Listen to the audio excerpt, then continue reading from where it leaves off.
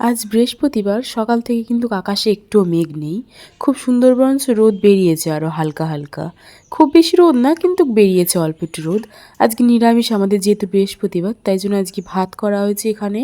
আর এখানে সোয়াবিন আলু দিয়ে তরকারি করা হয়েছে ঝাল ঝাল করে একটু, যেহেতু নিরামিষ খুব ভাল লাগে।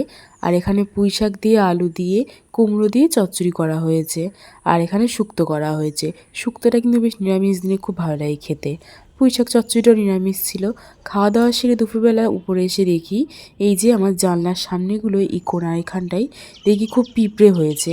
কেন জানি না, দেখি ঠিক এই দেওয়ালের কোণাগুলো দেখি ছোট ছোট গর্ত গর্ত হয়ে পিঁপড়েতে বাসা করেছে।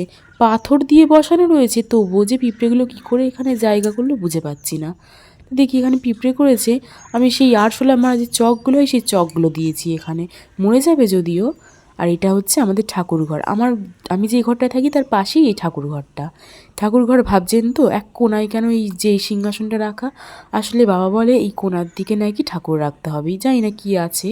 আর ঠিক এই ঠাকুরঘরের জানলার পাশের এইখানটায় দেখুন আমাদের বেল গাছটা রয়েছে। কি সুন্দর সুন্দর বেল পাতা হয়েছে, মানে প্রতিটা ডালে 3টে করে পাতা রয়েছে বেল গাছের।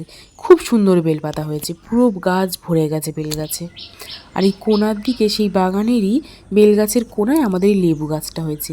লেবু গাছটি এত সুন্দর সুন্দর লেবু হয়েছে না, এত বড় বড়, কিছু বলার নেই। আরও লেবু হয়েছিল যদিও, বাবা সেই লেবুগুলো তুলে বাজারে বিক্রি করে দিয়েছে। তাও তো লেবু ঝরে গেছে অনেকগুলো, কারণ এই যে ঝড়টা হলো না মাঝখানে, এই ঝড়ে আমাদের লেবু গাছটা না একদম এলোমেলো হয়ে গেছে। তাই অনেক লেবু ক্ষতি হয়েছে, গাছের ডালও কাটতে হয়েছে। এই লেবুগুলো ভীষণ বড় বড় হয়, খুব সুন্দর গন্ধও হয় লেবুগুলোতে। আর লেবুগুলো এক একটা পুরো হলুদ হয়ে যায় লেবু পেকে, তারপরে এই লেবুগুলো খাওয়া হয়। খুব সুন্দর পাতিলেবুর এগুলো, ভাতের সাথে যা সুন্দর লাগে খেতে। আমাদের তো সব শরবত করা হয় আর অর্ধেকের বেশি বিক্রি করে দেওয়া হয়। যদিও এদিকে জানলাটা খোলা হয় না, কারণ পাশে বাড়ি আছে তো, ওই জন্য ওদের বাড়িতে অসুবিধা হবে, ওই জন্য জানলাটা আমাদের খোলা হয় না। আমার ঘরে এই যে খাটের ওপরে যে জানলাটা, এই জানলাটাতে এত সুন্দর রোদ আসে না, এক চিলতে রোদ এই জানলা দিয়ে আমার ঘরে এসে পৌঁছায়। মানে শীতকালে এই জানলাটা দিয়ে ভীষণ সুন্দর রোদ আসে।